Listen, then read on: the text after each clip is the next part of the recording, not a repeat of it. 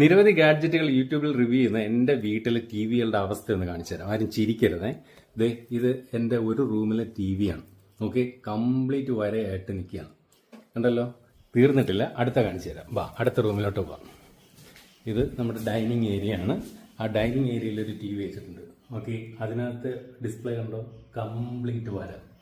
അതിൽ ഡിസ്പ്ലേയും ഫുൾ വരയാണ്. അപ്പോൾ ഫോണിനകത്ത് മാത്രമല്ല ഈ ലൈൻസ് വീഴുന്നത്, ടി വികളിലും വീഴും. ഒരു കാര്യം ഞാൻ പറയട്ടെ, ആദ്യം കണ്ട റൂമിലെ ടി വിയും ഇപ്പോൾ ഈ കണ്ട റൂമിലെ ടി വിയും രണ്ട് വ്യത്യസ്ത ബ്രാൻഡാണ്, ഒരേ ബ്രാൻഡിൻ്റെതും അല്ല.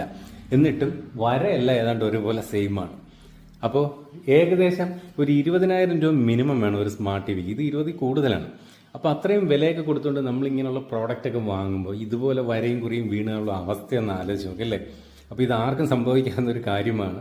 അപ്പോൾ ടി വിയൊക്കെ വാങ്ങുമ്പോൾ എനിക്കൊന്നേ പറയാനുള്ളൂ, നല്ല ബ്രാൻഡ് വാങ്ങാം, മാക്സിമം വാറണ്ടി ഉള്ള ബ്രാൻഡുകൾ നോക്കി വാങ്ങാം, അതായിരിക്കും നല്ലത്.